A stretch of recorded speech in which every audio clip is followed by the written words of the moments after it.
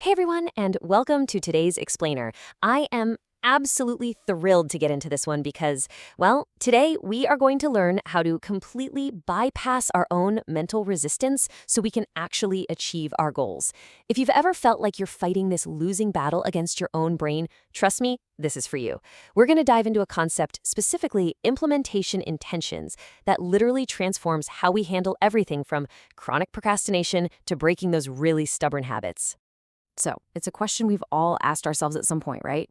Why do our best intentions always seem to fail?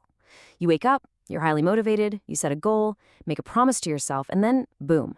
When the moment actually arrives to do the hard work, your willpower just completely vanishes. It abandons you exactly when you need it the most.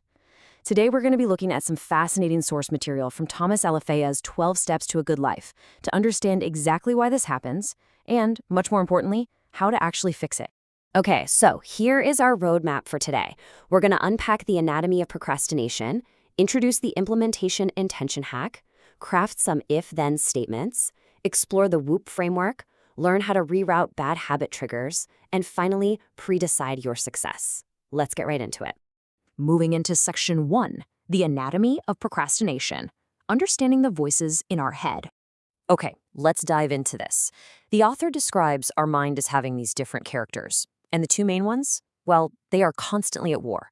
On one side, you have the rational decision maker. This is the smart you, right? The one who plans ahead, sets goals, and really wants to do the right thing. But on the exact opposite side, you have the instant gratification monkey.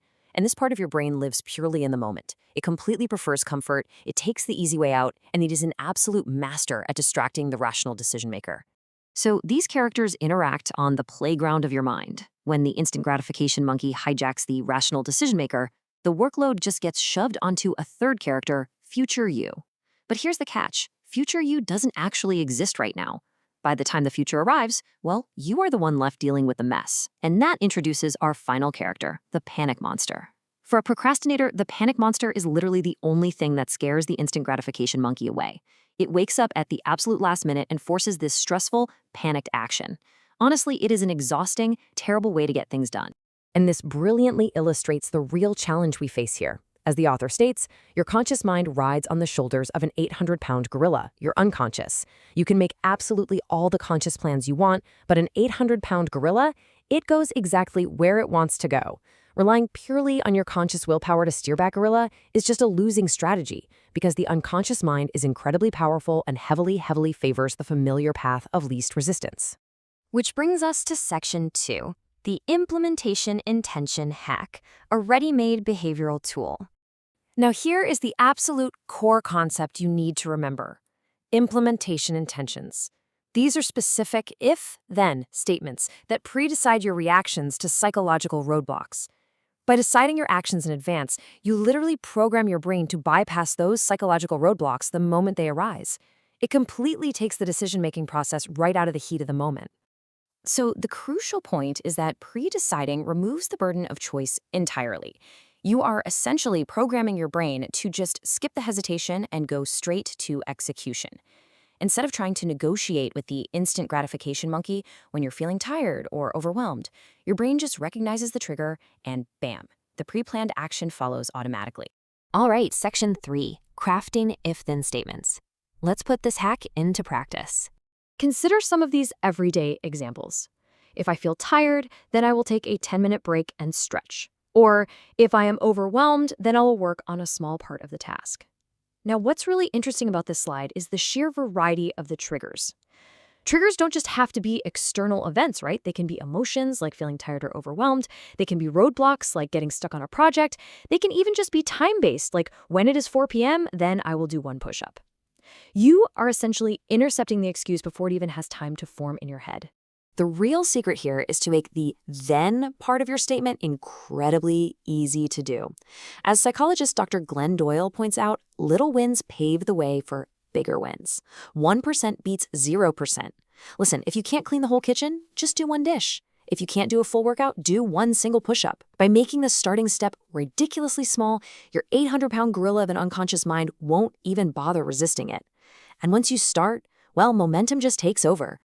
Moving on to Section 4, the WHOOP framework. This is a science-backed method for setting goals. This framework was developed by psychology professor Gabrielle Owettingen, and WOOP stands for Wish, Outcome, Obstacle, Plan. Let's walk through it. First, wish. Define a very specific goal. Second, outcome. Visualize yourself working toward that success. And importantly here, visualize the process, not just the magical end result. Third, obstacle. You have to be brutally honest about what will hold you back. Are you too tired after work? Do you have a fear of failure? And finally, step 4, plan. This is exactly where you deploy your if-then statement. Like, if I am tired after work, then I will put my gym shoes on for just 5 minutes. Anticipating the obstacle in advance, that is the real secret to making this framework work so well. Next up is Section 5, rerouting bad habit triggers. Because you can't really erase habits, but you definitely can rewire them. The source text explains that habits form these incredibly deep neural pathways in the brain. They are super energy efficient for your unconscious mind, which is exactly why they are so terribly hard to break. Honestly, you actually cannot just erase a bad habit. If you try, you're really just wrestling that 800-pound gorilla all over again. Instead, you have to retrain your brain to take a completely different path when that familiar trigger hits. Think of the old path as this automatic loop. You feel angry, and you immediately yell or act out. But the new path? It intercepts that exact same trigger using an implementation intention. If I start to feel angry, then I will stop and take 3 deep breaths. You are literally giving that 800-pound gorilla a pre-planned alternate route to walk down the exact millisecond the trigger goes off. And finally, Section 6, pre-deciding your success. Small steps for the 800-pound gorilla. Okay, here are your key takeaways to start implementing right now. First, set ridiculously small daily goals. The author actually suggests even just 3 minutes of work, just to fly completely under your brain's resistance radar. Use micro-commitments to break through that initial hesitation.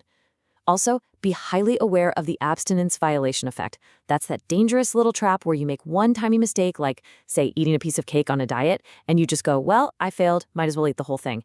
An if-then statement can stop that completely in its tracks. And lastly, actually rehearse your if-then statements. Pretend you're exhausted and practice putting on your shoes anyway. So the crucial point is, prepare your brain in advance. Which brings us to the end of today's explainer. And I want to leave you with this question directly from the heart of today's material. What will your first if-then statement be today? Look at the roadblocks that normally derail you, build a tiny automatic response to them, and just watch how amazingly quickly you can outsmart your own mental resistance. Thank you so much for joining me on this explainer, and I absolutely cannot wait to see how you tame your own 800-pound gorilla.